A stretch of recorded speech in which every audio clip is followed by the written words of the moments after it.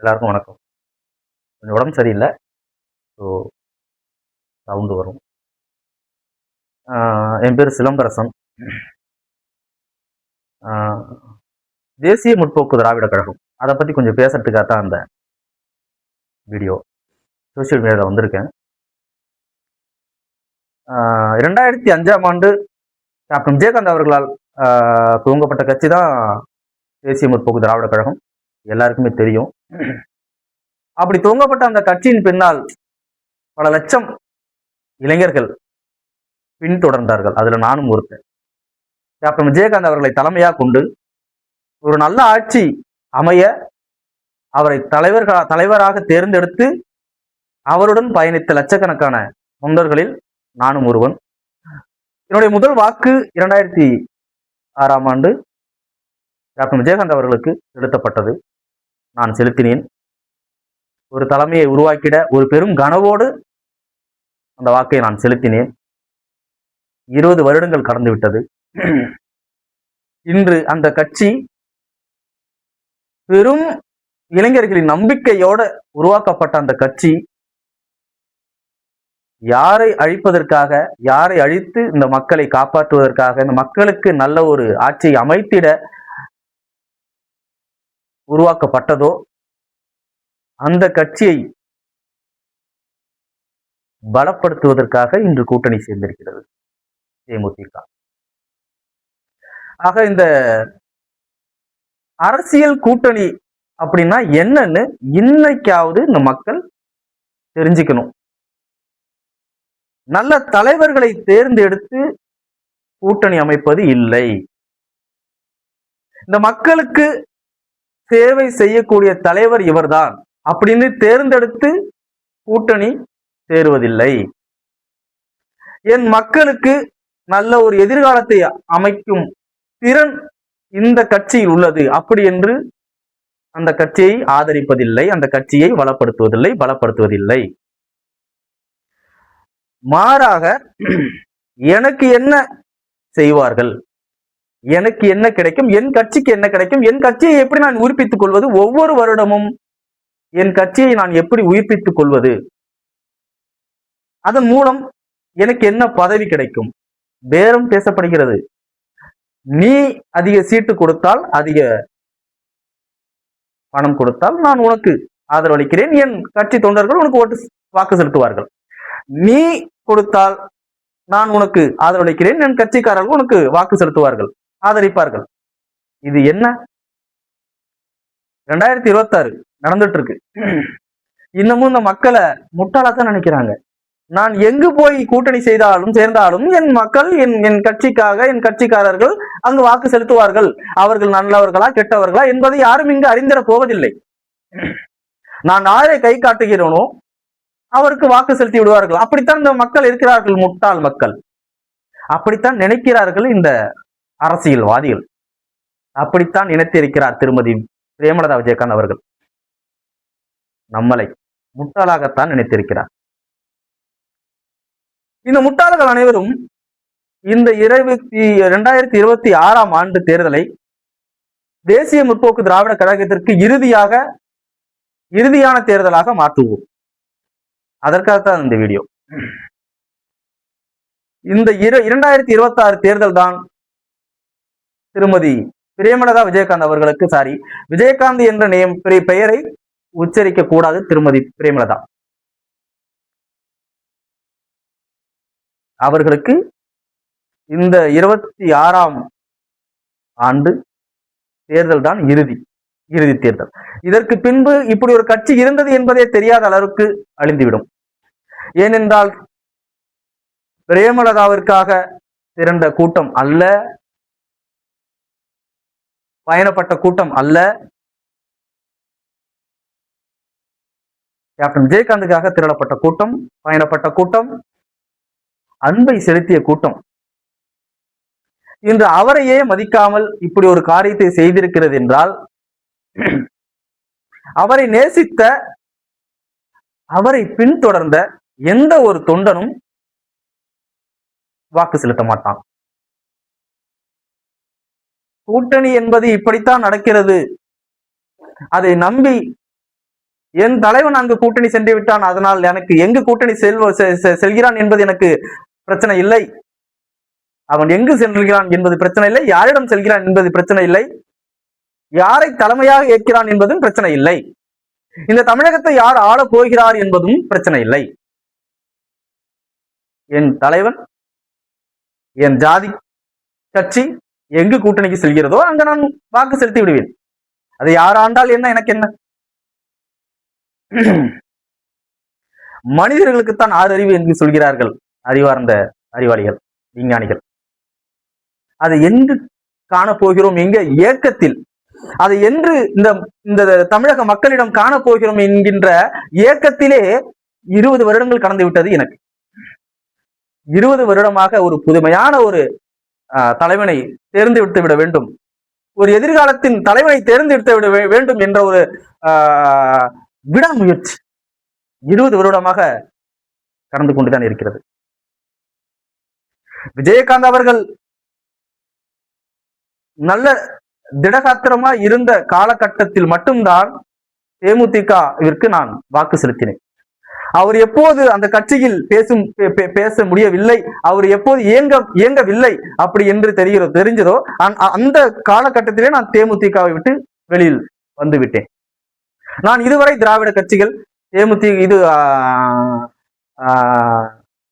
திராவிட முன்னேற்ற கழகத்திற்கும் அனைத்து இந்திய அண்ணா திராவிட முன்னேற்ற கழகத்திற்கும் வாக்கு செலுத்தியது இல்லை. யாரும் விருப்பமில்லை என்று விஜயகாந்த் அவர்கள் முடங்கிய பின்பு யாரும் விருப்பமில்லை என்று நோட்டாவுக்கு செலுத்தியனே தவிர, ஒரு தலைவன் வேண்டும், வர வேண்டும், வந்த பின்பு பார்த்துக் கொள்ளலாம் என்று நான் தேமுதிகவையும் விட்டுவிட்டு, சில பேர் விஜயகாந்த் அவர்கள் இறந்ததுக்கு அப்புறம் தேமுதிகவை விட்டு விலகி இருப்பார்கள். நான் விஜயகாந்த் அவர்கள் உடல்நிலை சரியில்லாத போது அவர் அந்த கட்சியில் இயங்கவில்லை, அந்த கட்சியை இயக்குபவர்கள் வேற ஒரு ஆட்கள் அப்படி என்று நான் அறிந்து கொண்ட பின்பு அந்த கட்சியை விட்டு நான் அன்றே விலகிவிட்டேன். அதுக்கு பின்பு போடப்பட்ட ஓட்டுகள் எல்லாமே நோட்டாவுக்கு தான் நான் செலுத்தினேன். இது ஏன் சொல்லுகிறேன் என்றால், நாம் பின்தொடர்வது ஒரு சின்னத்தை, ஒரு கட்சியை பின்தொடர்வது அந்த தலைவனால் ஈர்க்கப்பட்டு அந்த தலைவனால் தான் நாம் அந்த கட்சியை தொடர்கிறோம். அந்த கட்சியின் தலைவன் இல்லை என்றால், மறந்து விட்டால், மாண்டு விட்டால், அந்த கட்சியை யார் எடுத்து நடத்துகிறார் என்று அந்த தலைவனையும் நாம் உணர வேண்டும். அந்த தலைவன் எப்படிப்பட்டவன், அந்த தலைவனை நாம் பின்தொடரலாமா? நம் கட்சி, நம் சின்னம் அவன் கையில் இருக்கிறது. இன்று விஜயகாந்தை போல, எம்ஜிஆரை போல அந்த கட்சி இன்னொரு கையில் இருக்கிறதா, இன்னொருவர் கையில் இருக்கிறதா, இன்னொரு மகத்தான ஒரு தலைவர் கையில் இருக்கிறதா, ஒரு மகத்தான எதிர்காலத்தை உருவாக்குபவர் கையில் இருக்கிறதா என்று சிந்தித்து வாக்களிங்க. இதை ஏன் சொல்லுகிறேன் என்றால், நான் விசுவாசி. நான் காலங்காலமாக இரட்டையிலேயே நான் வாக்கு செலுத்தி விட்டேன். நான் எம்ஜிஆரின் விசுவாசி, நான் கலைஞரின் விசுவாசி, நான் அண்ணாவின் விசுவாசி என்று இன்னமும் வாக்கு செலுத்துகிறார்கள். எம்ஜிஆர் செத்து பல வருடங்கள் ஆகிறது. அந்த கட்சியை வழிநடத்திய ஜெயலலிதா செத்து வருடங்களாகிவிட்டது. ஆனால் இன்னமும் நான் ஜெயலலிதாவின் விசுவாசி என்று வாக்கு செலுத்துகிறார்கள். அந்த கட்சி இன்று யார் கையில் இருக்கிறது, யாரிடம் வண்டியிட்டு இருக்கிறது என்பதை கூட அறியாமல் வாக்கு செலுத்துகிறார்கள்.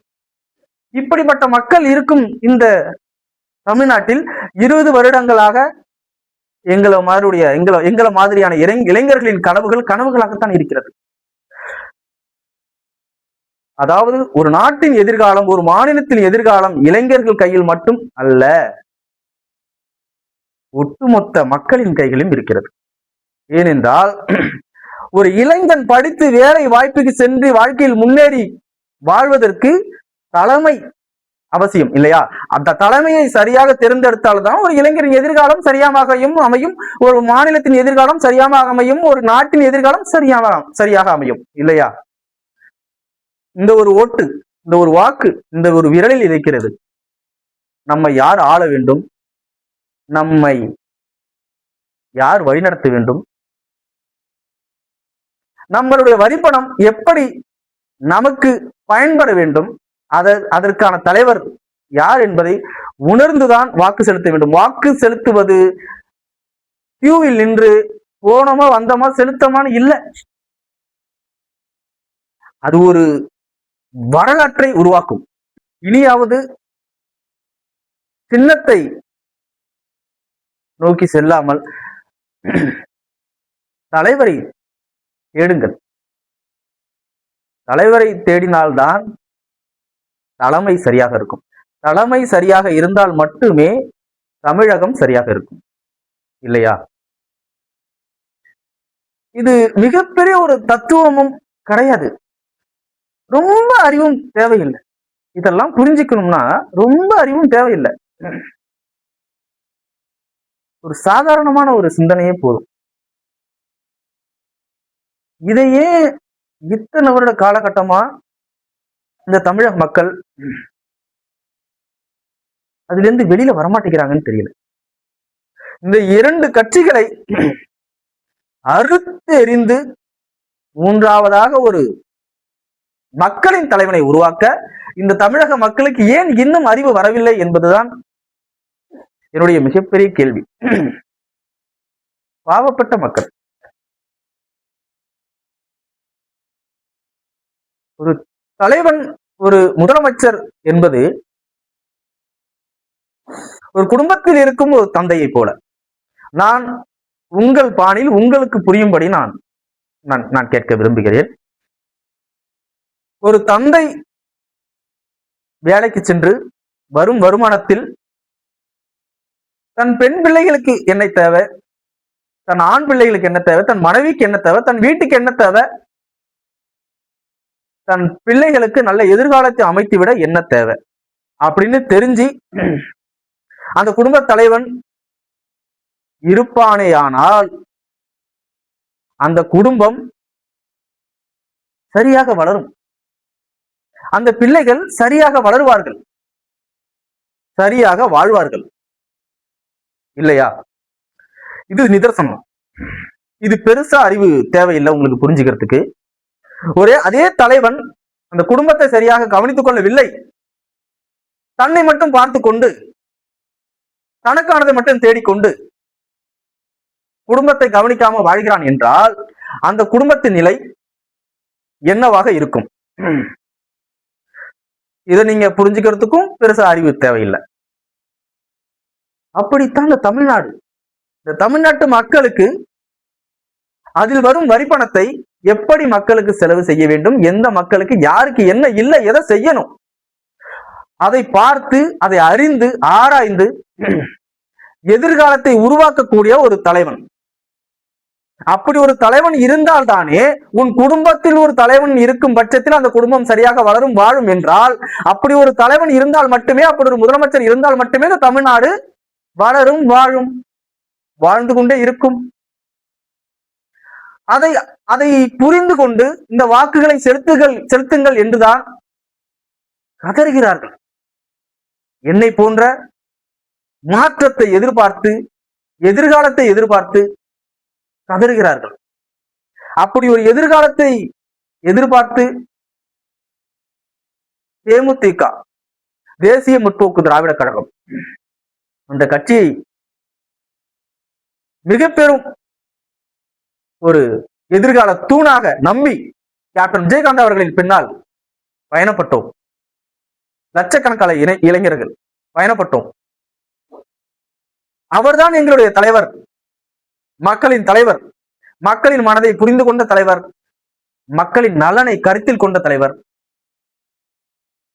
அப்படின்னு எல்லாரும் பயணப்பட்டோம். இது உண்மைதான். இது தமிழக மக்களுக்கும் தெரியும், அரசியல்வாதிகளுக்கும் தெரியும். அப்படி இருந்ததால் மட்டுமே அரசியல்வாதிகள் அவரை,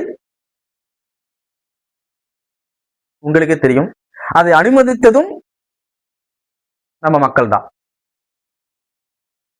இன்று சரியான தலைவனை தேடிக்கொண்டிருக்கிறார்கள். அப்படி இருந்த ஒரு தேமுதிக, தேசிய முற்போக்கு திராவிட கழகம் யாரை அழித்து, எந்த ஊழல்வாதிகளை அழித்து, எந்த குடும்ப அரசியல்வாதிகளை அழித்து ஒரு நல்லாட்சியை கொடுக்க வேண்டும் என்று லட்சியத்தோடு உருவாக்கப்பட்டதோ அந்த தேசிய முற்போக்கு திராவிட கழகம் அப்படி ஒரு கட்சியவே பலப்படுத்த இணைந்திருக்கிறது. Flash news, breaking news.